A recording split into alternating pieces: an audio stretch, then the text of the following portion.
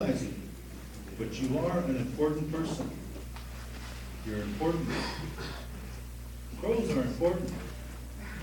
Each and every one of you are important. What you want to do with your life and where you want to be in your future, it's your destiny.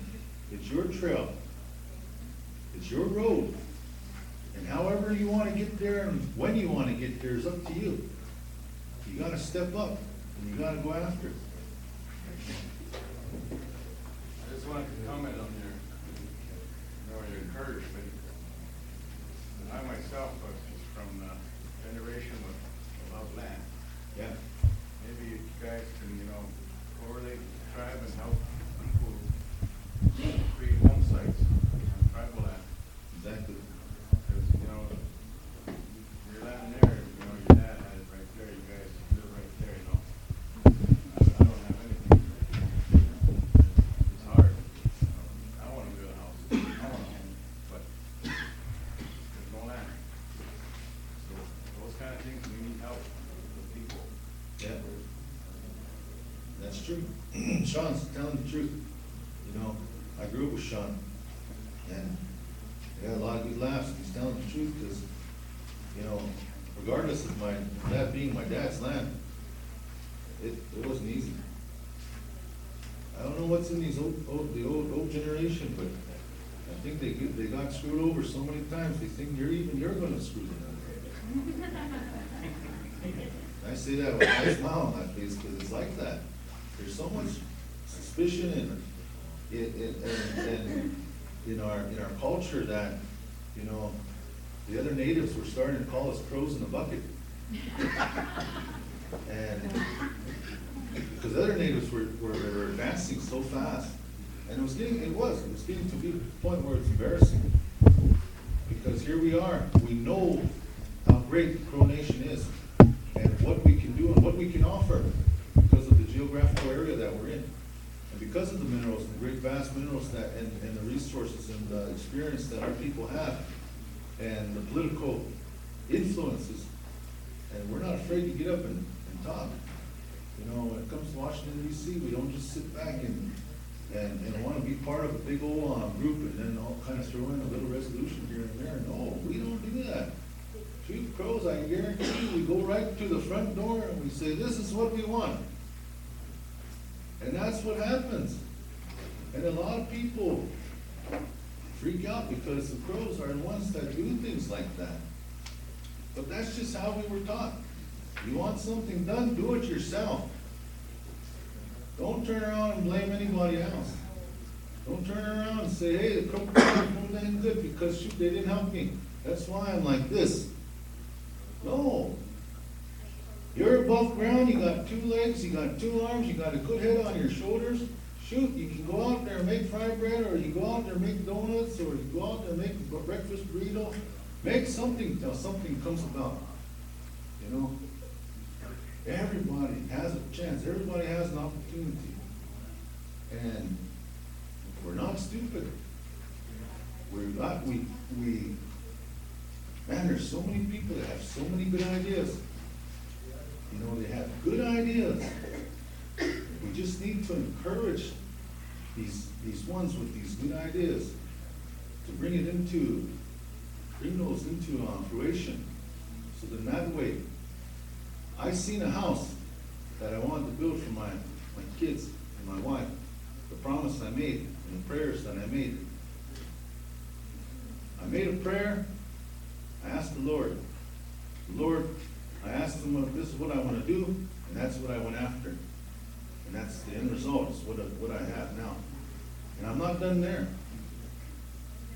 I actually just now filed an LLC with the Crow tribe. And I'm going to go further.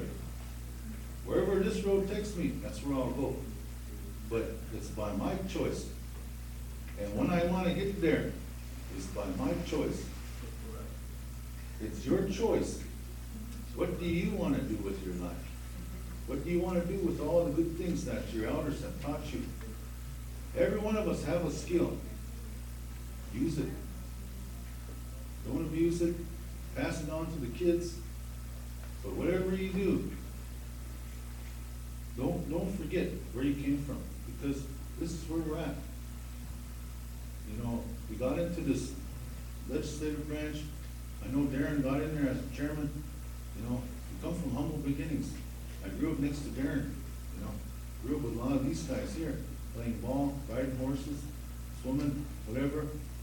But, dude, we've seen things happen, good things, bad things, and we're just tired of seeing the old people cross over, waiting. And we don't want to be those old people on that waiting. We want to be part of the blessing so you can see it. Like yesterday, 4 months into this administration with cooperation between the two branches, the way it should be, the way this Constitution should have been run, this is the way we're doing it. And look at the results. This is what we're doing. I want to encourage you with that. All right, next I'll introduce the chairman of the Revenue Committee, Senator Gozahead from the Prior District. Mr. Speaker, needless to say,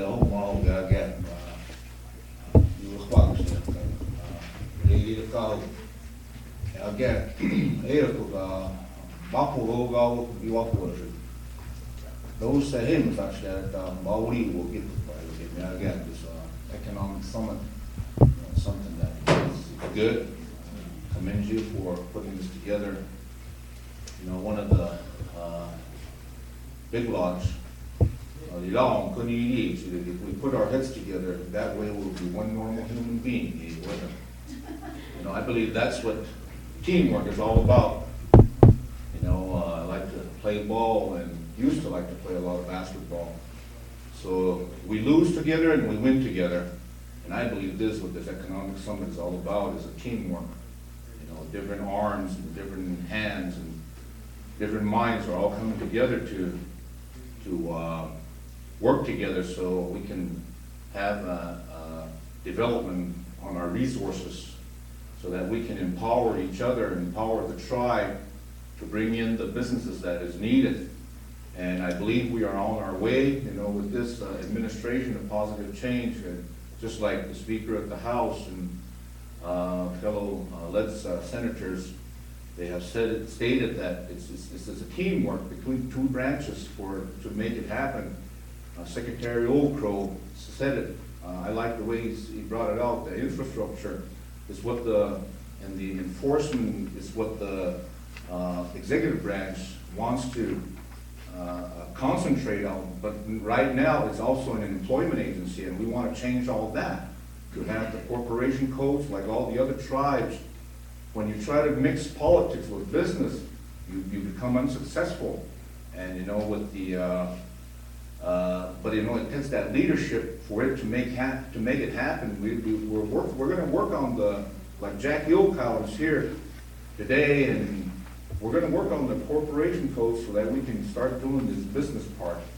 So that's the whole thing. Everybody's getting on the same page now. You know, sometimes they always say you might be on the same page, but you might not be on the same book. So right now, we're trying to get on the same page, but in the same book, so everybody's up to speed. So right now, I'm glad the positive change of Darren Okow and the other three. We're working with the legislative branch, and we are thinking on behalf of the tribe. And that's what we're moving forward, and I appreciate that. And also that, you know, there's a communication. You know, John C. Maxwell says it like this: communication builds trust, but it also creates effectiveness. You know, technology is one of them. You know, before, when I became a legislator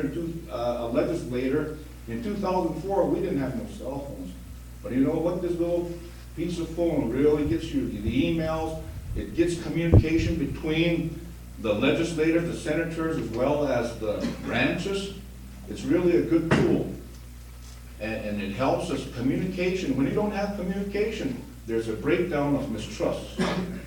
So we have to take advantage of that communication. And right now, we have a webcam that Lorenzo is from the legislative branch. It's live streamed right now. And whoever has a computer can listen to all of us and see you today, right now. So that's another technology that we're taking advantage of. And so we're moving up into the technology realm as well too. And also this vision, well, you know, there's another quote. It says, success, it talks about success. John C. Maxwell also writes this. Success is when you add value to yourself. When you get an education, you know, education is your most powerful weapon. With education, you are the white man's equal. Without it, you are his victim. But I like another, Ryan Badger said something about the bank. Without a bank, you are his victim. With a bank, you are his equal. So we are looking into making a bank. You know, but it is, if you really look at it that way. So success is when you add value to yourself.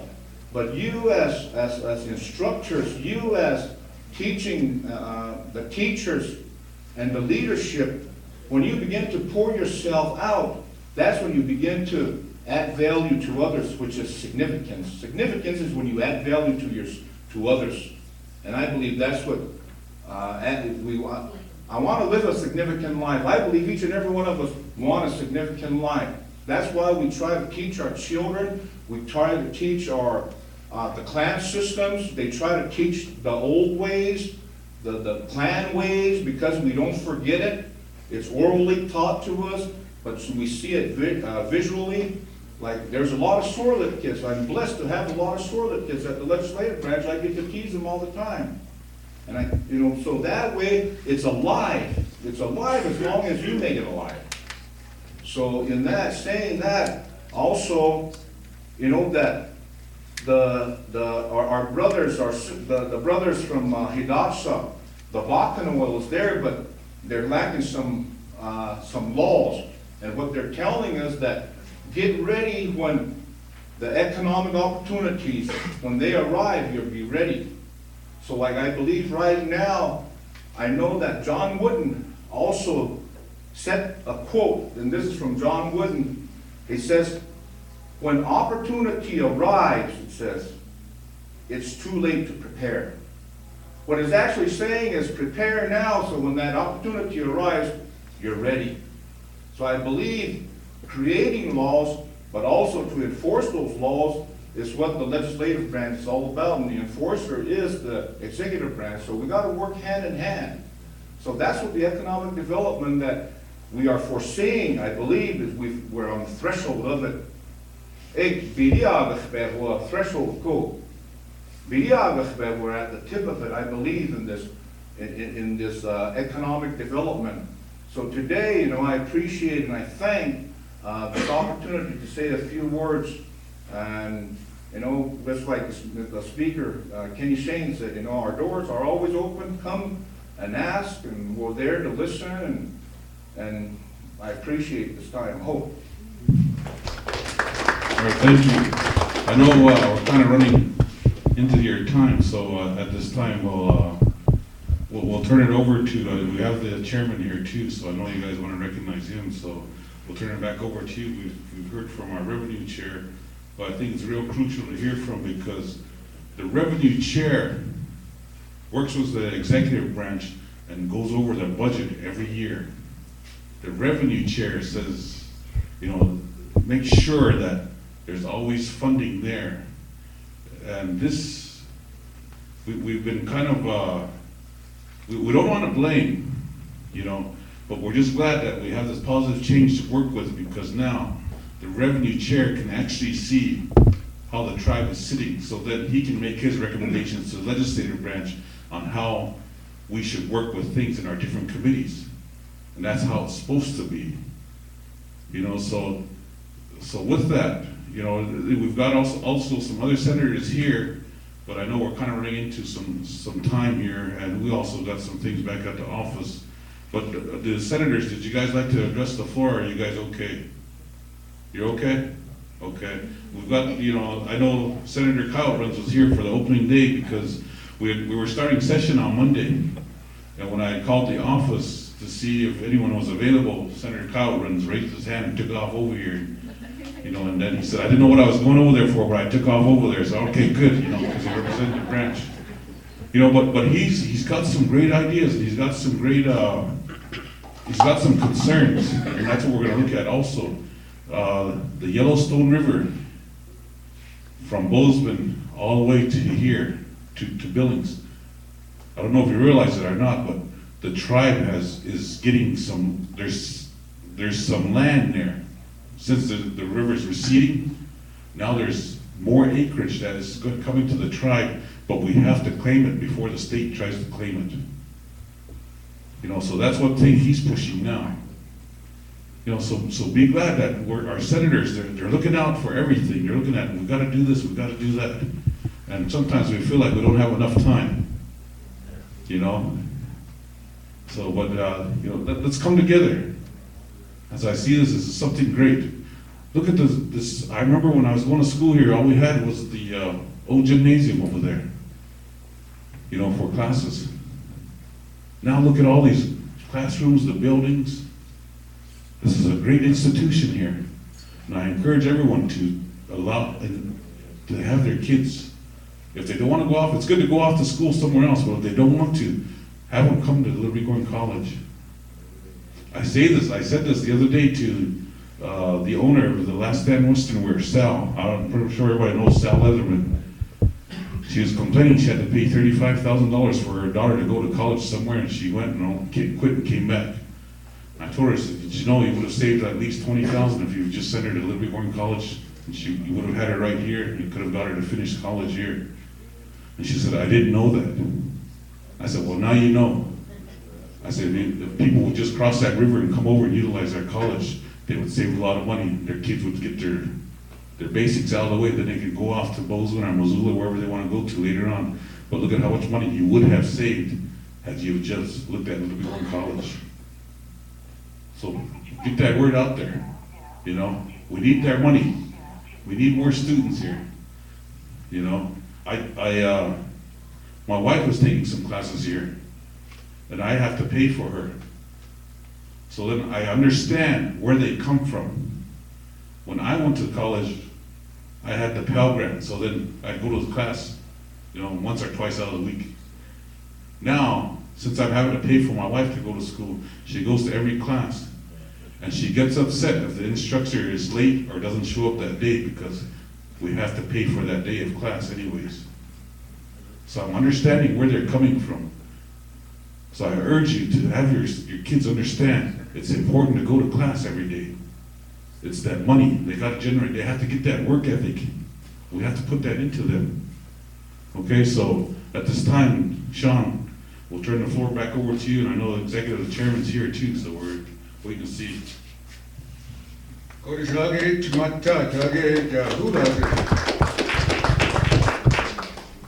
Ik heb heel wat. Wel heet het. Ik was more in agreement with others. It's about time. They you go could you negotiate that? Ik young speak you. And you know they could agree. Time that you could do. It's about time you. Lage me wel gebaagd. Apsaalooke is de church. Ik get you where you got you could know there was. Babin, het Bayern, high school, als je begint gun, wat deed je met jou, maho, bang, also wat, elf je kon worden. Die zou wel niet gaat bouwen, ik bleef waar je toe. Heb nu al begint gun kan move aan die door Carl Van, dit, niet dat is legacy is nieuw al. Kagunka Vice Secretary gun knowledge. Kagunka hen, Kajaga Gunka, Nawabes, Rita the Heat. Skishum, Koabes, Baku gun. Na, very wash, Swahit, Potato, but the Shivis Dula, Skishis, Agiakushu, and put them in market. And Kagunka, Muali duaga gonkale hirka vuos. Nagegere gonek ja kiswel bagis.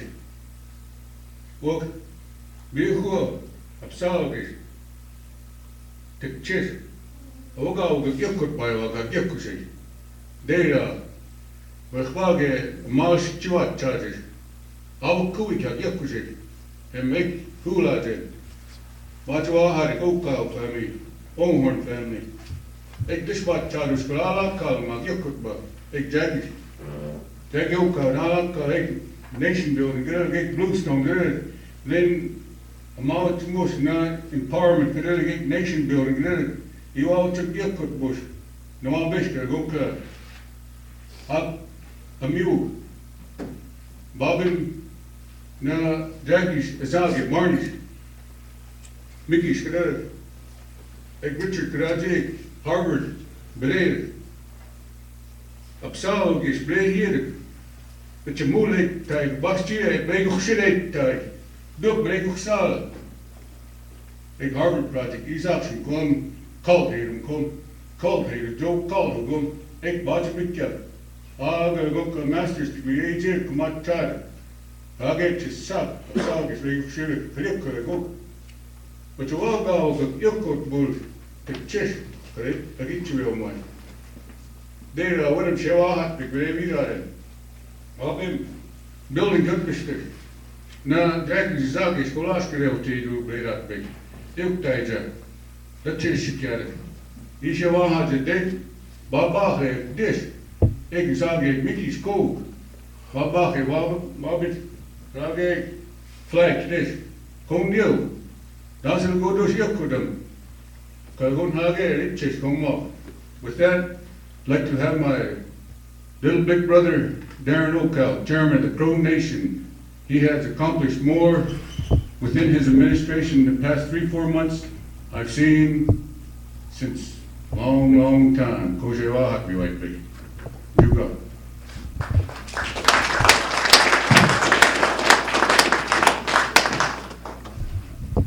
Good morning. Good morning.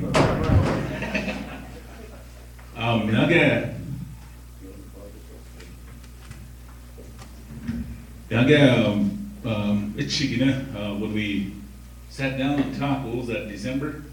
I said we need to put a strategic plan together, kind of a map, a roadmap to get to, the next 25 years. And then we sat down and, I kind of gave the rein to Lane and Yolanda to take off with this, and I'm glad that it's, the people that are interested and want to move forward as a nation. You guys are here, and I know college students have been kind of in and out of this all week, and then some staff from the tribal building, and then from our tribal programs, and then also from the college. But I guess the ultimate goal is to become self-sufficient as a tribe. And the other day I handed out some information. And in that information I gave out a graph that showed where IHS stood in kind of the totem pole of all the programs under Health and Human Services of the U.S. government. We're kind of the bottom of the totem pole. I think even the federal prisoners have more funding in healthcare than Indians do. And when I talked about sequestration. Like right now, there's a 5% cut throughout the U.S. And now the talk is it's going to be that way for the next 10 years, 5% every year. And at the end of that 10 years, that's going to leave IHS at zero. It's going to leave BIA with zero. And when I talk about 2004, when I first took office, my first trip to DC, I was sitting in a room and they were talking about the Cabal settlement. And at the time they said, Crow Tribe, we want you to become self-sufficient. We have funding to get you there, to assist, technical assistance now. We have that money now. We want to help you develop your resources, to learn the quality and quantity of your resources. And at the time, they said in less than 20 years, there's only going to be 50 tribes left in the whole US. And of those 50 tribes, they're not going to be gaming tribes. They're going to be self-sufficient in something other than gaming. And we want to help you develop your resources, and that's when, you know, I think I might have been the only one listening in that room, because I looked around and I said, 20 years, that's 2014, or 2024, but at the time I was like thinking, man, we need to do something. And then that's when I kept bugging Chairman Van at the time, we need to move forward on natural resources, energy, coal, oil and gas, bentonite, limestone. And he said, well, take over, and he kind of gave me the rain and oil and gas, and that's when we kind of took off with energy development. Kind of the quality and quantity, and we had, people don't like, you know, other experts coming in and to study, but at the time, they were saying we've been studied to death. Crows already know how much resources, but at the time I brought in all kinds of experts to look at bentonite and limestone. How many of you know what bentonite is used for? How many of you use makeup? M&M's, money. And from Hardin, if you're going on Old 87, everything south of the Old 87 going into Pryor, all the way to the St. X cut across, that whole area is all bentonite from Pryor to St. X. And there's only one company in the whole region, they're called Wyoming. If you go into Fanning, Wyoming, you'll see that plant off to the side. It looks like it's always covered with white. But that bentonite plant, their demand is their demand is so great that their actual reserve, they're running out of reserve. And so Wyoming is talking to us, and have been talking to us, but they come back and they offer us $5 to buy that bentonite. $5 a bucket, because it's a shovel and bucket operation. But at the time we talked about limestone. Down there in Sage Creek, the South Pryor Mountains, there's a limestone with 90-foot seams there. And limestone right now in the whole Northwest, there's no cement plant. And if we were to pursue a cement plant, that'd be the area to do it, because if you go by Bridger, there's a railroad. There's this railroad spur that comes up, and there's the infrastructure is there. It's close proximity to the road over by Bridger. So it's an area that, you know, there's 90-foot seams. And then you talk about hydro and wind and coal. And then you go natural gas. Up in, from when you're heading to Sarpy, where you see the antennas, and then where the dumps are on Sarpy Road. From Sarpy Road, kind of the breaks there, and 5 miles east, we did some natural gas drilling back in 2000. We started in 06, we finished everything in 08 because of bureaucratic red tape. We drilled 10 wells. They would set up the drill on Monday, and they would hit on Friday. And that guy, his name was Jason Frankenberg. He would come in Friday mornings, and we'd say we hit gas last night, at the middle of the night. And we hit 6 pockets of natural gas, and they're flaring right now. And they'd say we're gonna break down that rig and go to the next site. Well, the next Monday, they would set up. Thursday, middle of the night, Friday morning, early Friday morning, they would hit again, natural gas. We had 10 wells staked out, and each time they drilled, they hit 10 for 10. And the reason why we went with that area is because there's an existing pipeline, MDU. There's a gathering station right below the antenna. And since 2009, those 10 wells have been producing. It's adding like 10,000 into the budget. not necessarily the budget, but goes to per cap, all that money. So, and then I had another 20 stakes, staked out to do 20 more wells.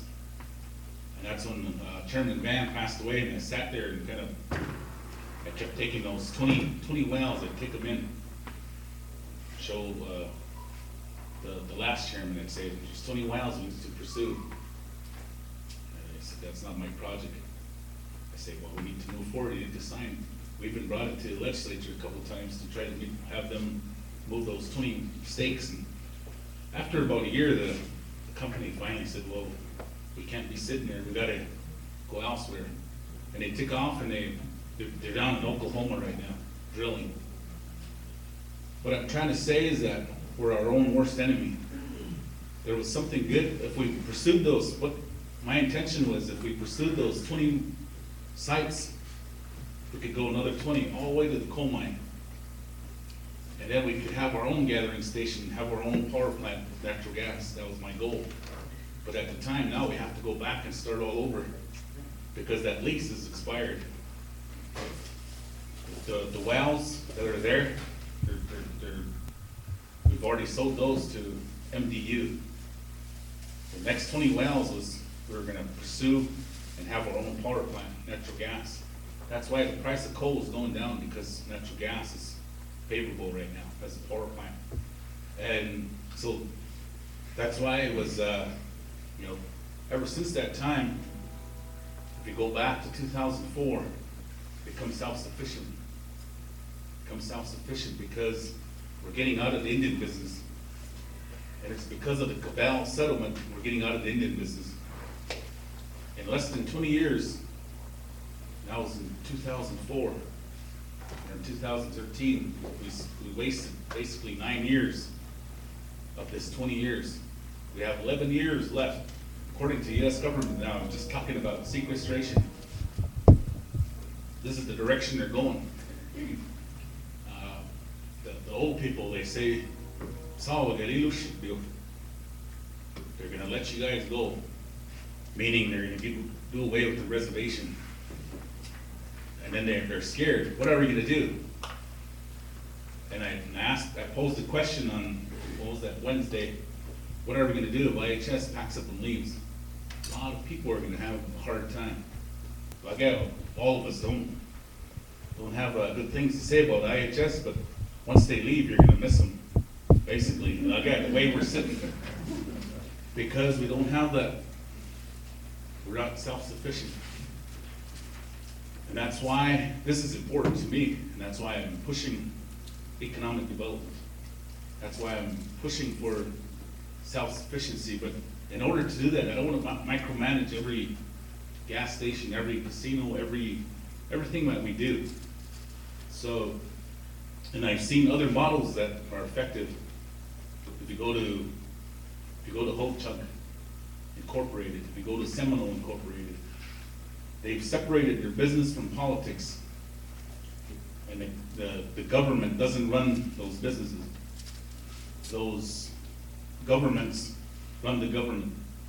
The incorporation runs those businesses, and that's where we want to take Crow people, because, and I use Sun Lodge as an example. People say it was good then, and then it went down. It was because of politics, because government was part of that business. Change administration, change of manager, and all the housekeepers changed. Change administration, that manager changed, brought his own housekeepers. There was no stability, no continuity. Until right now, all we're using it for is office space.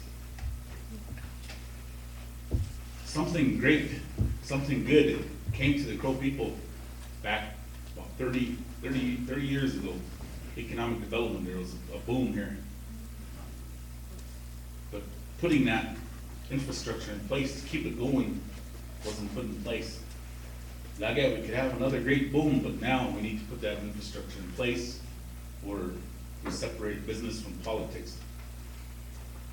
And once you do that, all these businesses you own under the Crow tribe, under this incorporation, whether it be a C-store, farming and ranching, a hunting lodge, whatever, if it's under this, now we can make law to say, let's tax those businesses.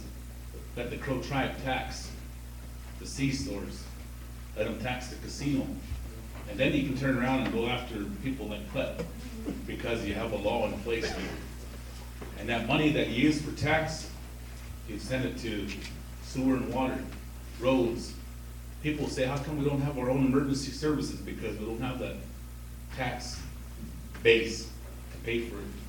Right now, IHS is paying for all of that.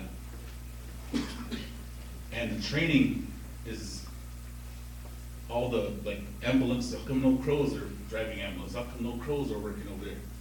Because, and we've all said it, we're not part of that economy, Bighorn County. Like, if anybody wanted to go and become an ambulance driver, become part of that ambulance crew, the people that run that are these IHS doctors. They don't want crows in there.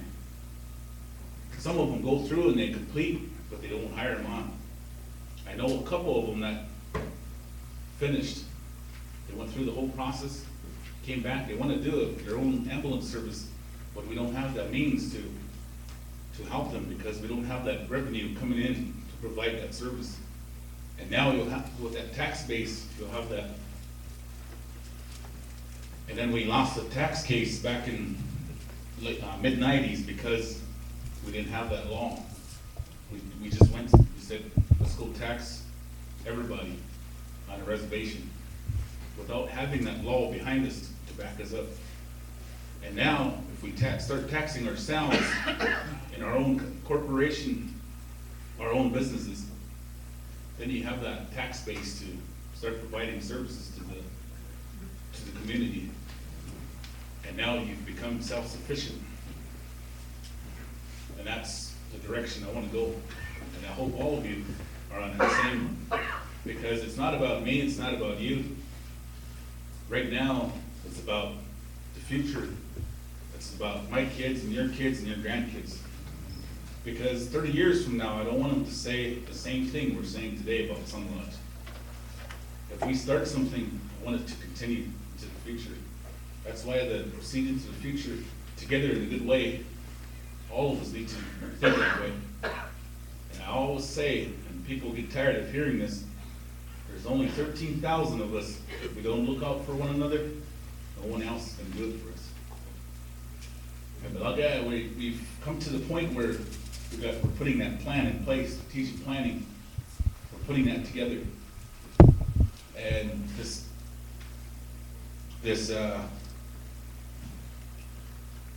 economic summit, view it as we could bring in all the experts from all over, all the economists, all the best people and brightest, bring them here and say, build us a strategic plan.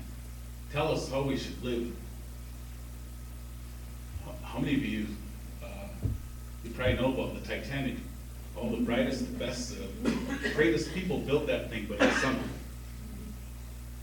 But the Ark, Noah's Ark, the people that they prayed and they came together, there was no experts, but it floated. Because it was something that they wanted, that community wanted, within that group. Now we can bring all the brightest people in the world and have them build the Titanic for us, which would sink because the community didn't have a part in it. The people, there was no spirituality, there was no praying in that. So again, everything we do, we have prayer involved, spirituality. And I'm just using those two as an example. Again, the direction I want to go is the future. It's not going to be about myself or what we did. It's going to be about what did the Crow people do different? What did they change? Again, when we go, and I used an example of Mississippi Choctaws, no resources whatsoever, they live in a swamp. They have no college graduates. And then they changed their government, they changed the law to become self-sufficient. And today you go over there and it's amazing what they've done. Even KFC, the chickens you guys eat here, that's where they make, the chicken, that's where it comes from.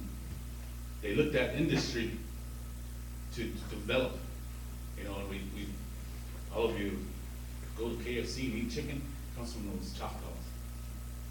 They've created an industry to sell chickens to KFC. Down in Navajo, they grow pumpkins, and they sell them, all those pumpkins you buy at Walmart comes from those Navajos. They've created an industry. Okay, you have farming and ranching, #1 industry. Why can't the Crow tribe own cattle to sell to McDonald's to make hamburger? Why can't we sell that wheat, barley, sell it to Coors? We gotta think outside the box. We gotta come together, think. And earlier they talked about a set of crabs in a bucket, crows in a bucket. It's been that way all these years. And it happened even before reservation. They would go into war, and crows, they would be charging. It was competitive. They wanted to be the first one to strike coup. So they would start putting medicine on each other. But that same mentality is still with us. We don't want somebody else to achieve. We don't want somebody else to get ahead. And then we talk about pride, and it's killing us. That pride. All of us talk about great pride, but you go up St. Denis, that whole hillside is full of trash bags. We talk about pride, but we're not following through. We have so much pride, you don't want to pick up a piece of trash. And if you go on those blogs on Billings Gazette, that's all they talk about is the trash and the res dogs. But yet you say, Apsaalooke, you was fuck that. But if you go outside, there's literally trash everywhere. And if you want true pride, let's start cleaning up. Let's start coming together. Let's start helping our children become better citizens. Right now, we keep doing UAs on every tribal employee that comes in, and they're fighting me, saying that our cups are no good or our cups are bad. And even parents are coming in. These guys are adults, but their parents are coming in fighting. My kid doesn't do drugs. Finally, I had to sit down. This guy's like 23 years old, and his mom and dad come in and start fighting because he didn't pass his UA.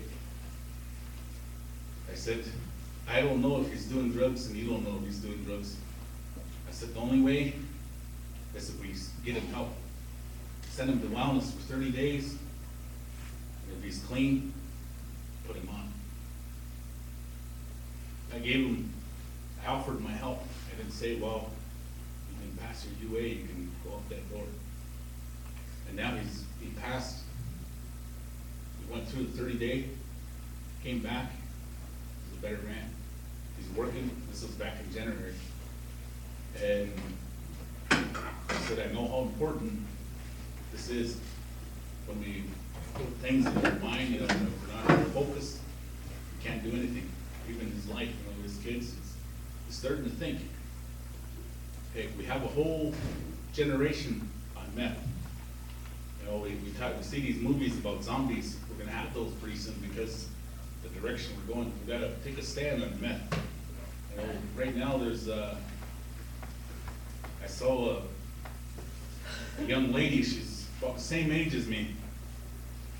In a story, the other day, and she had no teeth, her cheeks were showing, and she's real skinny. Her pants were barely hanging on, and it made me sad because I knew who she was, where she came from, what she could have done because she was smart when we were going to school, but she chose that road. And a lot of our kids are choosing that road. Okay, if we move forward, this is right now we're talking crank, we're talking marijuana. Become self-sufficient. Bring on all of his money. Okay, what other drug's gonna follow that money? Yeah, if you go back, when meth first started coming to the reservation, I was in, Coeur d'Alene, Idaho.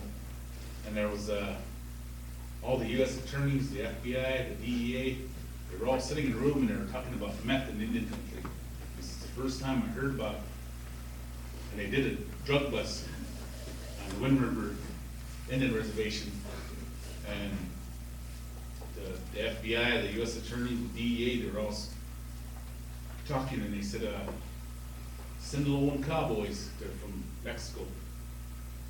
They came up to Salt Lake, and in Denver Post, they saw how much money the Wind River Reservation was going to be getting in per capita checks. And Denver Post, Sinaloan cowboys, they came, did a business plan based around that. And they came in, and they started sending these young Mexican guys into the Lander, Riverton, and they would sit at the bar with all this cash in their pocket, and they would start buying drinks for these Indian girls that were low on self-esteem. They didn't want to be, they felt like they weren't part of the tribe, they're at low self-esteem. They thought they weren't beautiful, or they're sitting there, and these Mexican guys start buying them drinks, start talking to them. Then they take them, they start living with these Indian girls. They give them that meth. These girls, they felt better. It was a high. And then they started bringing in their cousins. After a while, the chief judge and all the police officers were part of that drug ring. And they didn't know how to, take that drug out of there. And then at the time, the FBI told me that we're starting to get calls that are going to Lost Grass. This is 2005. And that same business plan, it went into Northern Cheyenne, came here. And that's when we started doing meth awareness, and I was kind of running around all over doing trainings on meth and the effects of it. And, felt like I was the only one running around back in 2006, 2007 about meth. And after a while, my family started getting into meth. Started seeing kids taken away. Some of my own relatives are in the system right now. We can't get them back. If it's that bad now, we got to think about those things as well. And those taxes and taxing all these businesses and bringing in revenue and becoming self-sufficient is a good thing. That's something we got to tackle too as well. It's a reality. It's always, they always brush it under the rug. There was a time when, then it creates violence. There's, men hitting women, and there's domestic violence. And then the law passed in the legislature on domestic violence, and then just recently the violence against women. There was a time among the Crow where a guy named Spotted Horse, he had a fast horse, and he had his nephew. He didn't know his nephew had a fast horse as well, and they raced. It's over by Flight Creek, where the story took place. And they put down their bets, a lot of everything you can think of, great things. And after the race, Spotted Horse was beat by his nephew, and he whipped him till he was laying there. And the Crows, they stripped him of his chieftaincy. He was a chief, and they piled rocks there to signify where they took away his chieftaincy. Crows, they saw one of the poor ones getting beat by a great man. They signified saying that's where he beat up his little brother. Now, all of us turn the cheek when there's a domestic fight or somebody's fighting, somebody's getting beat up, all of you turn and chase crows. They didn't do that back then. They made sure that Spotted Horse knew what he was doing was wrong. And they stripped him of his chieftaincy. And then they turned around and they piled rocks to signify. Right now, if we still had that same mentality and that same, there'd be piles of rocks all over the reservation because of how many women get beat up, how many kids get beat up. So that's why I say look out for one another. No one else can do it for you. And those are realities that's going to set in once we move forward. And to all of us, we got to be ready for it. How do we do that? There was a time when they had warrior societies as police. The men took a role, and they were part of this warrior society. They'd say, on this day, the Lumpy Woods, you'll be the police today. And all the men that were Lumpy Woods, they would get together. They would take a hold of the community. They protected that community. And they'd say, on this day, the Foxes, you take control. You're the police today. When you're a moving caravan, you're the police. When someone would go out of line, you'd whip them back. Do we need to go back to that system where men have to take the safety to protect and to serve? That was the motto of the chiefs. To serve and protect. Again, there's no protecting. Again, people are selling land and we're trying, again, we've even put money into land buyback, but there's no law to acquire that land. Again, to serve and protect. They fought hard for this land.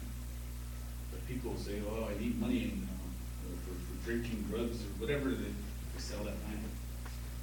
Again, I'm trying to buy back land because at the end of the day, regardless of who we are, where we come from, what family, what clan, this land will show everybody that we're Crow. It's not going to be the language. It's not going to be how much relatives we have.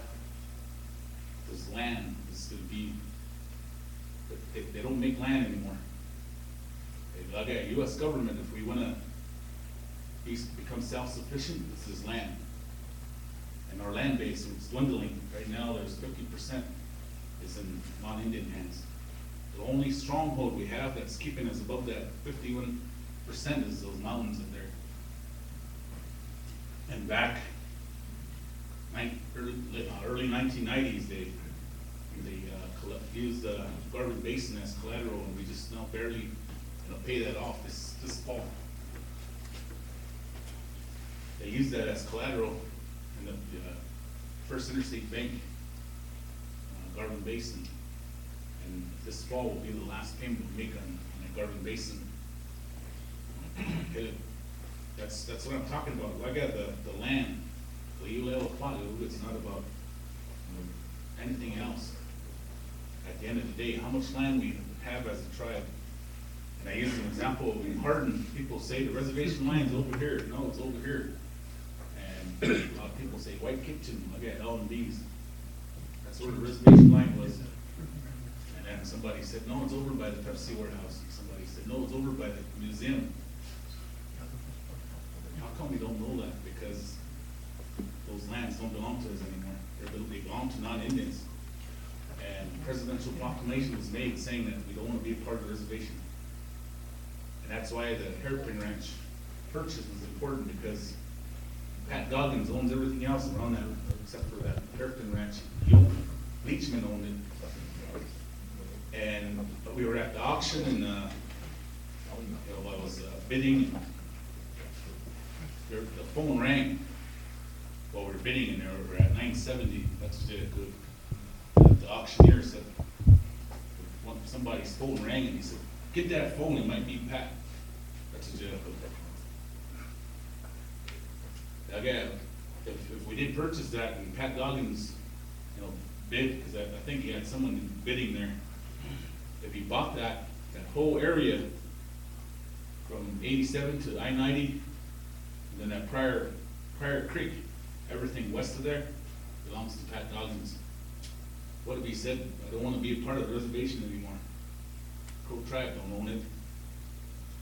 We would've lost a big chunk of our land. You talk about reservation.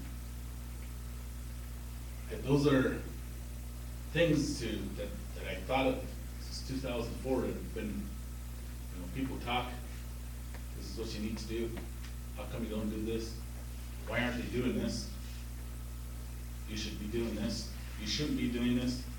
And I've been kind of pulled all over by people. Don't do that, do this.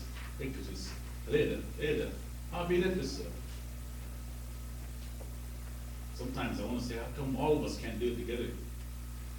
All of us, how come we can't do, if something's bad, all of us are part of it. To do something good, all of us are part of it. It's just not the person in charge or leading. And that's where I started, is 04. I was 31 years old when I first became vice secretary. At the time, people were like, Chili Wyatt. And now I'm 39 and I'm the chairman, and they're still saying Chili Wyatt. And and it don't matter, because someone has to do the job to turn this around. And I'm willing to, even if it means just one term, I'm in here. If I get kicked out for not doing favors for individuals, if I'm not giving loans to this person or that person, if it means doing the right thing, I'll do it. And that's why we're moving so fast, because I want to do the right things, and I'm listening to you guys.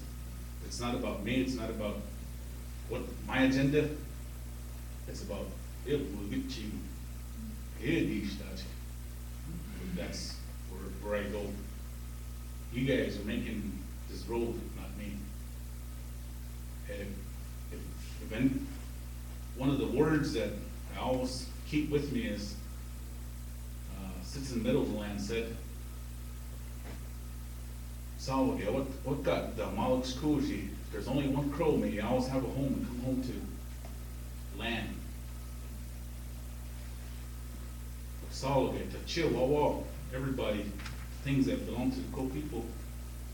If only one person tries to benefit from things that belong to everybody, how we, and some people say, Sahi,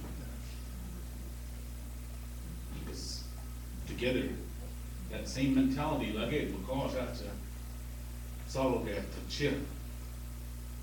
same thought, that's what I have.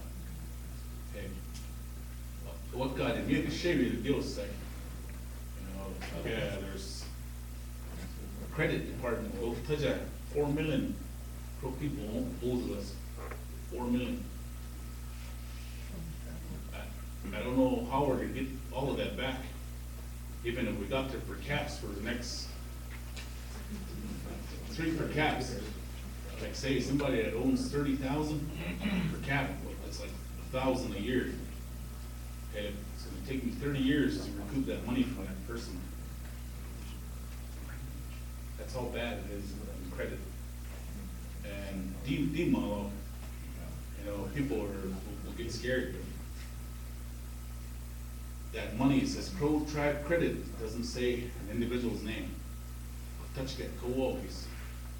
That's why it's Crow's money, and that's why I'm trying to create law to get that 4 million back. It's 4 million total. All these years they just let it go.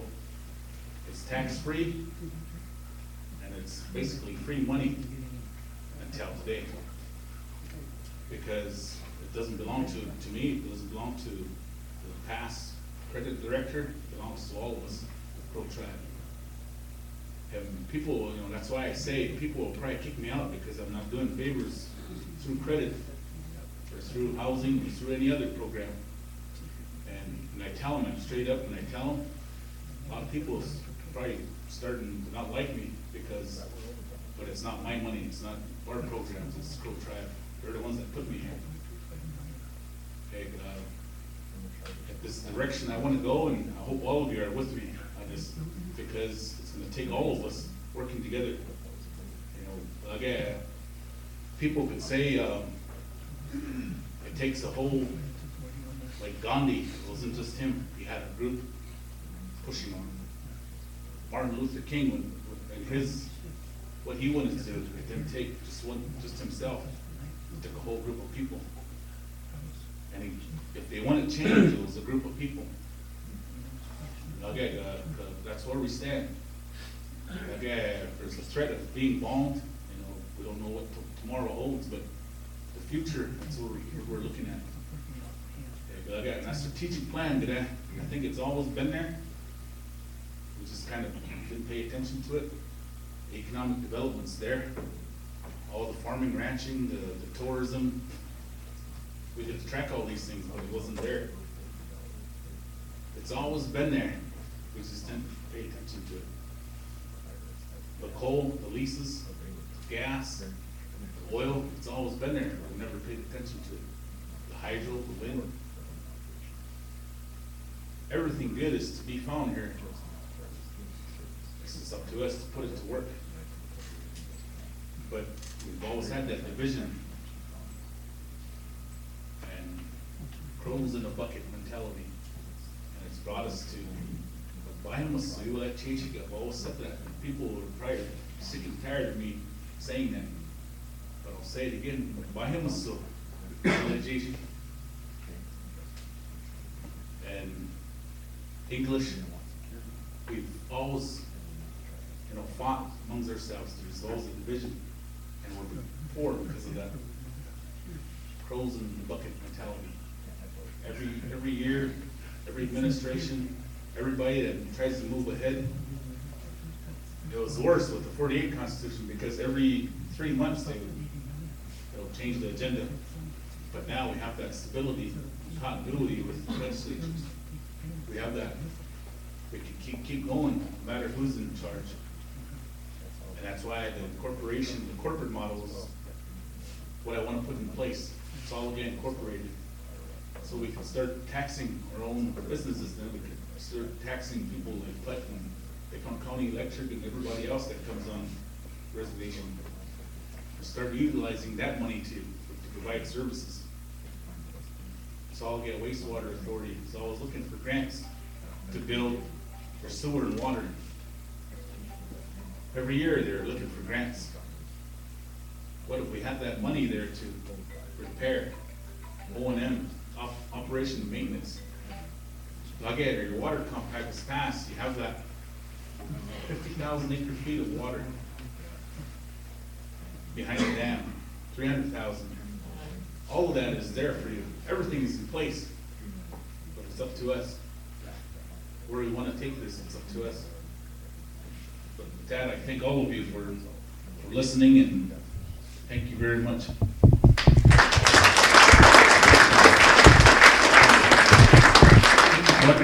Very well.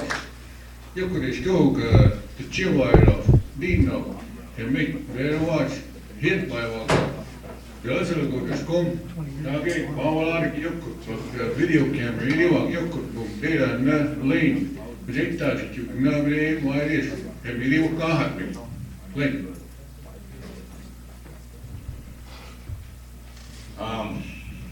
Well, every time they start talking, I just get all excited because of the things that we're hoping to do. There's been a lot of good points brought up, especially with the chairman just talking here.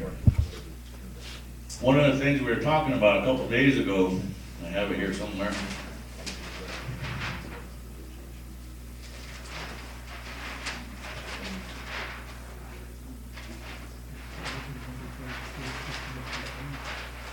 Right here. If we look at our people, we're like a lodge. Back in the old days, everybody knew their place.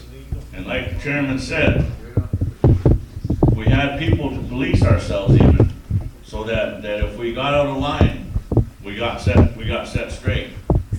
And we were what held our tribe up as a people. So this being our tribe, this would be everybody that was a part of it, working towards keeping our tribe strong. But nowadays, we flipped upside down. We got all of us standing up here, and the tribes down here. We carry carry everything on our tribe's shoulders. And a lot of it was forced into our mindset. But in doing that, we've come to the point where we just decide that we want the tribe to do everything. We don't pick up and we don't do something for ourselves. And what's important is we get ourselves planned out to where we're gonna be able to do that. There has to be infrastructure. Every town, as we were talking in the past, is every town, or every village had a chief. And when they all came together, we had our top chiefs that came together. And our top chiefs didn't just make decisions on their own and forget about us. When it came time to make decisions, they involved everybody. They called all the villages together and talked about it and figured it out. And that's what's going on right here is our government now, these people in representation, they're our top chiefs. And they're all here, you know, they've showed us that they're interested and they want to get us to a point that we are self-sufficient again, or we are that tribe that we used to be. And as the chairman was just saying, we only have 11 years left. That's what makes the strategic line all the more important. And I'd say we've got probably 7 years before we need to be fully into our strategic plan and moving. And that other 4 years is gonna be our proving ground. So we'll have 4 years of proving before we come to that end. Because if we just get to that point, that might decide whether they're gonna allow us to do what we want to do, or they're just gonna disband us altogether. That's important. And a lot of people, like I said, there's been a lot of people that understand business or understand things that have sat around, we've all sat around our kitchens and drinking our coffee and speculating. And for us, one of the things I was saying before is we talked about it, that the chairman would have to give up their power to be able to, or some of their power, not all of it, but give up some of their power to be able to change this. And at the time, we kept looking or thinking, who could get in there that would do that? And that's about where it stopped, because we didn't know if we had somebody that would be able to do that. That's why I'm grateful for where we're at today, because we have a chairman, and we knew that somebody that did that might not make it after that, make it into that second term. But man, if we get things going good and going strong, we need to make sure that we support all of our executive branch and all of our legislative branch that is working towards this. It's time for us to get those good men back in there. It's time for us to keep those good men in there and not let them be pushed out by pure politics or somebody's desire.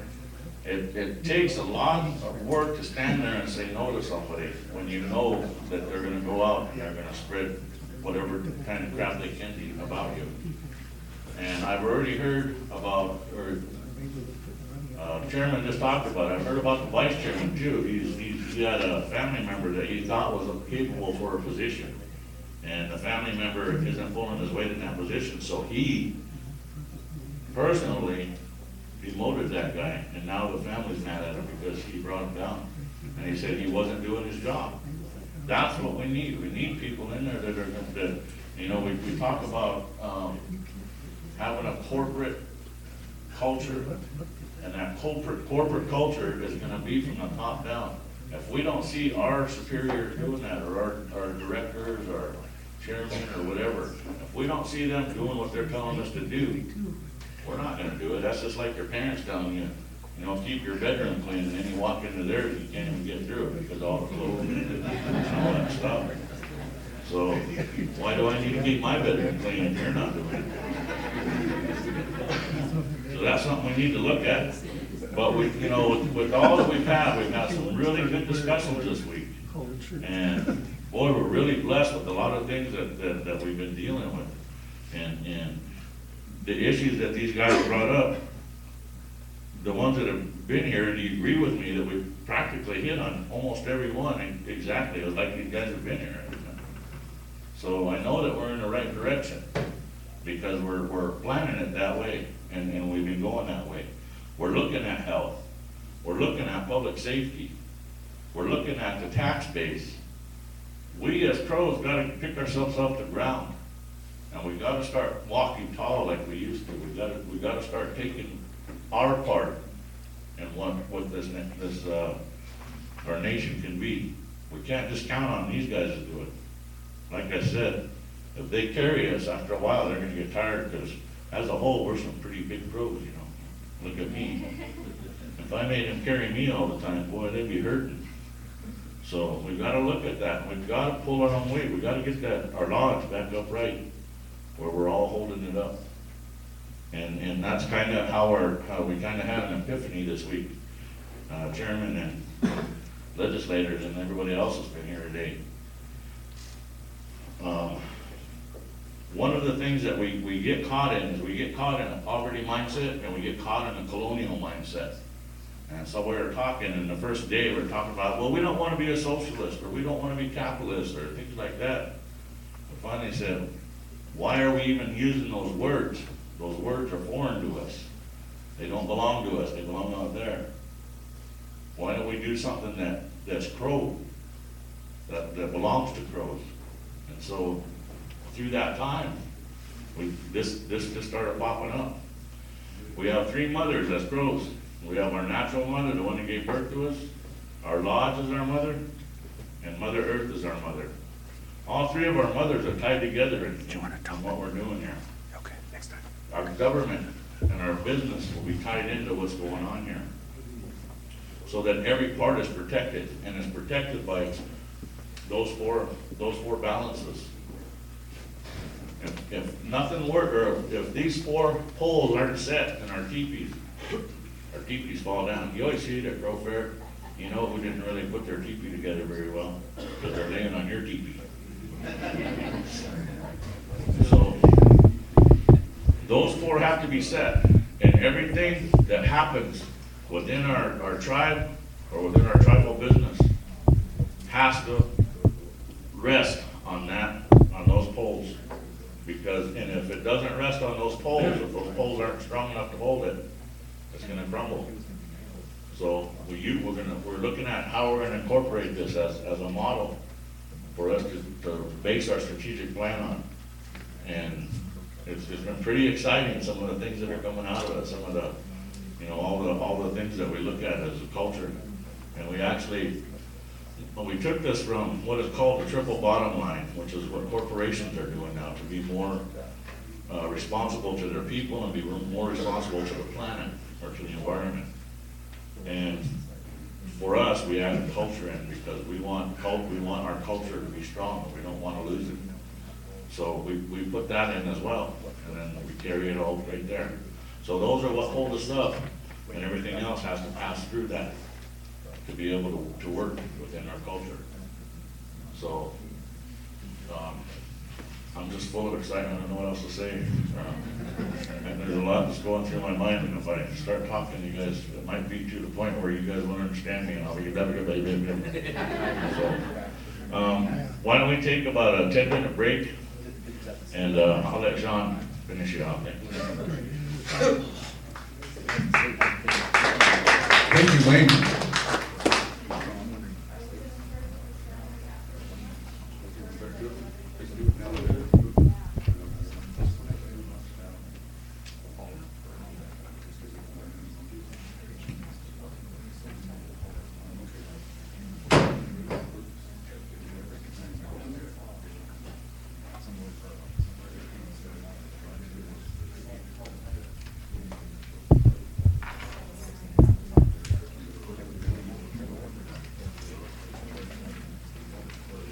Okay, I just found out that it's not 10 o'clock.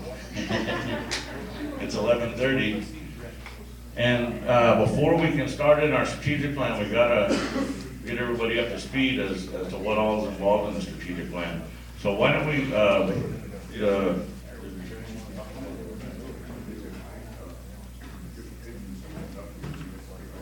okay, the chairman's gonna leave, he's gonna sign those documents for the hairpin ranch.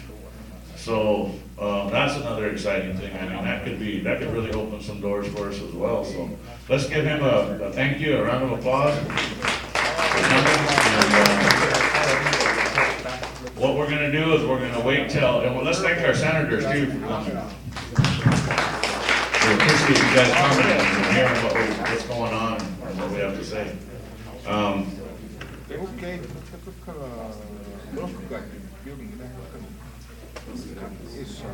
Okay, I'm gonna let Yolanda give you a summary of everything that we've had going on. So. Yeah, go ahead, stay. Okay, it's almost lunchtime, I know you guys are starving, so. We've had a really outstanding week, for the last, this is the 5th day. Our first day, we tried to set the base. All right. We talked about our history, our psychological and social impacts of colonialism, and talking about how before our colonialism, we had an economy. And our psychological and social impacts of colonialism has created our victimization. We are all victims of everything in life. We don't take responsibility for anything. And then our entitlement. We're entitled to get everything free right now, you know. You know, that's where that, you know, the government should be taking care of us mentality comes from. We also did, we discussed breaking the poverty thinking and empowering the developing nation. And that empowerment, you know, is where our leadership came in and gave us that power back. That's how I feel, you know, that we're, you know, we've been sitting on the sidelines wishing and hoping and praying, but to come here, we really see that we're not the only ones having the same ideas, the same thoughts, the same inspirations. It's really inspiring and empowering to me, you know, knowing that you're not the only one out there, you know, you're not the only one stressing and struggling and praying about it. So that's awesome to know that. And then transformational planning and preparing for the trade change.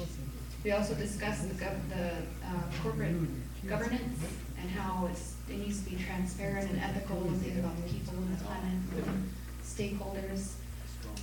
We also discussed how the mission and vision statements are important, especially the vision, because we know the tribe as a whole doesn't have a vision. What is the analogy as you think of it? We're in the river paddling like crazy, but we're only using a spoon, not a real paddle. We're not thriving like we should be. If we have that vision, we know what direction to go. We know how to get, or where we're going, rather than just, oh, let's try this, oh, let's try this. You know, we might be paddling like crazy, but we're spinning around in the water. So having that vision and mission is very important. We talked about economics, how economics here locally is really important, how each and every single one of us have a power in our dollar. Each and every one of us, no matter how poor we are, we still have extra money to spend. And how we can, you know, make the choice to spend in our native, our Crow-owned businesses, how that money will revolve around. And I think I used an example of our opportunity cost of our per cap, how only 3% of that money we spend at Walmart or in Billings, those non-local, non-native businesses only comes back, and it only equals about $3,000 or $4,000. Whereas if every single person was able to and chose to spend in local Crow-owned businesses, it would amount to about, what was it, $20 million?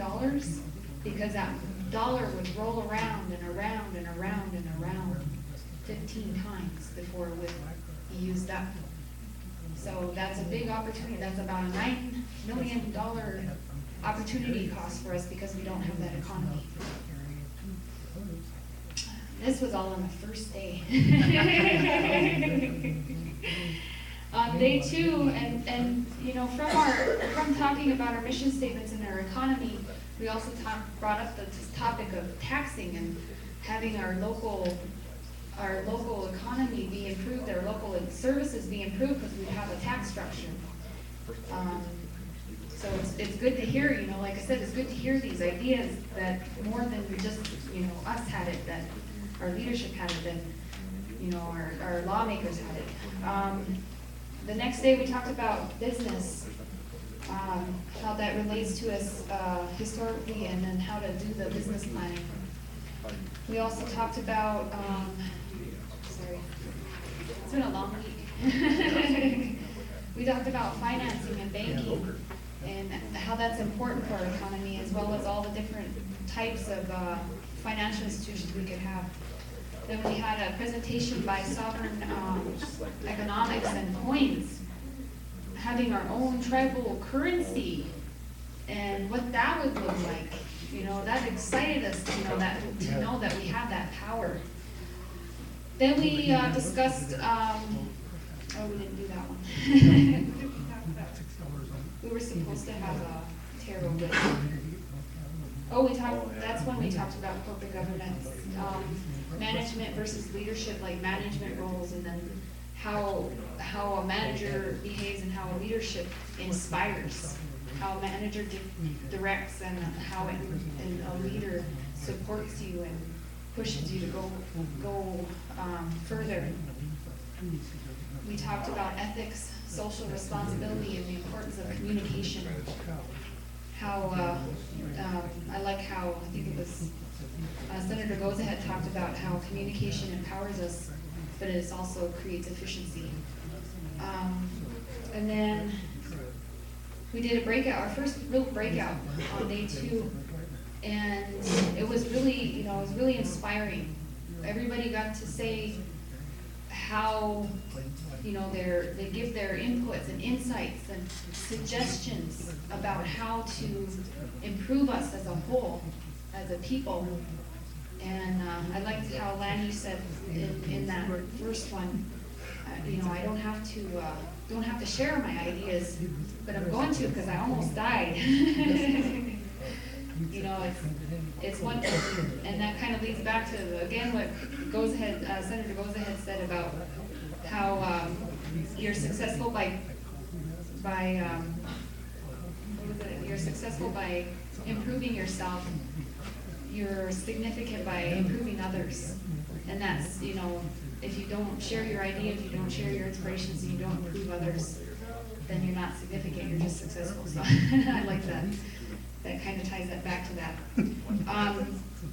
Our Wednesday we had man, I keep losing my place in here. Sorry. Okay, so I'm mixing up Tuesday and Wednesday. So Wednesday we did have our second breakout, and that was also was very passionate. Talking about how, oh gosh, I can't even think of it. It's all burned together now. But we all have our insights, and we all were able to bounce ideas off each other about how we need to stop talking bad about each other, and that colonialism of our self-oppression. We need to stop talking bad about each other and raise each other up, because we're one people. As together we are successful.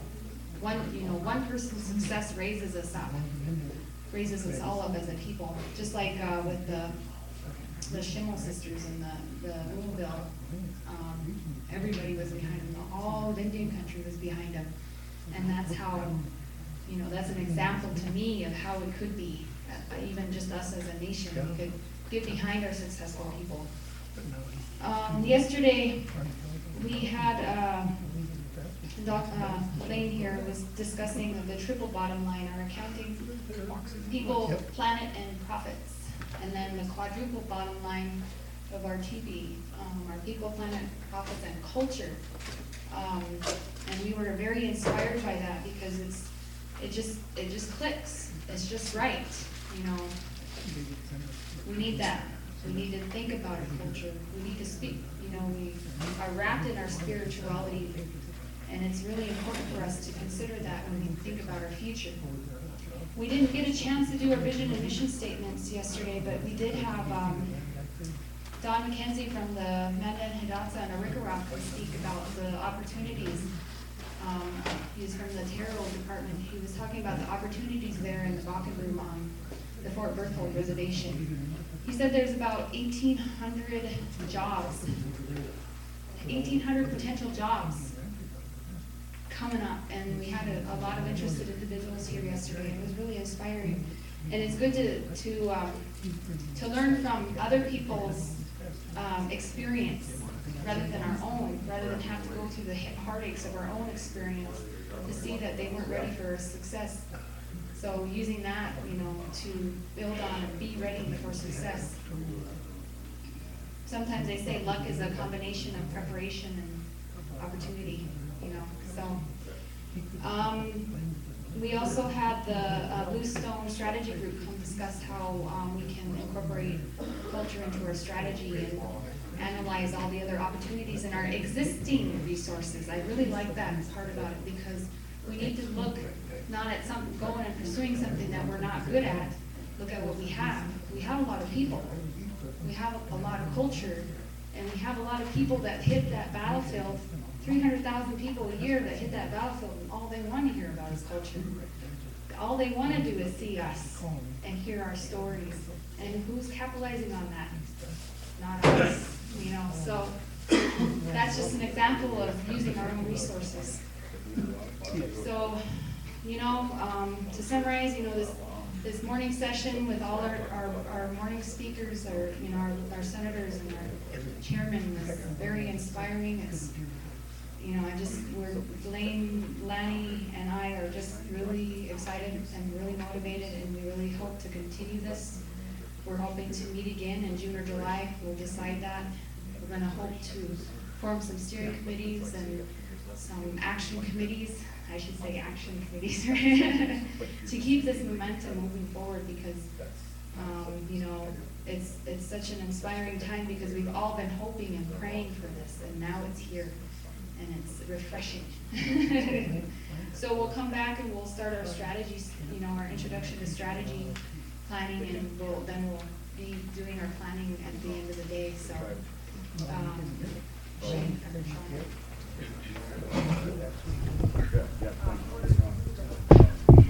Okay, Yolanda and Laney, once everybody come back 1:45, and we're gonna put the planning and strategy session and put it down on documentation and present it to executive and legislature and judicial. And we're also gonna probably move forward with the future and have this session with all three branches at some point in time, and part of the enrolled citizens, as we can say. Well, we have Lucky Don McKenzie all the way from the Terrell Department.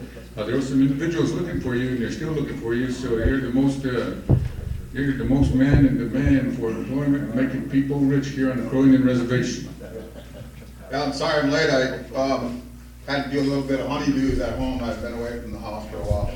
But Mama wanted me to do this and do that, and my mother-in-law wanted me to take a look at my horses and get things kind of squared away there. But got that taken care of, and I'm here today, so I guess we're going to break for lunch, huh, Sean? And I'll be back to fill in. If you got anybody who's looking for a job and is interested in balking, have them come back after lunch, and I'll try to do my best to answer their questions. So with that, I'll go have lunch with you guys, wherever you guys are going. All right, you guys have some lunch and go, I guess come back at 1:45, and we'll get it wrapped up and I think some ideas over lunch. All right, Tara and Indy, all those ideas you ever wanted to tell the chairman. I just want to tell him I love him. You love him, all right. And I know Indy wants some kind of mail order slip routes all the way from Idaho.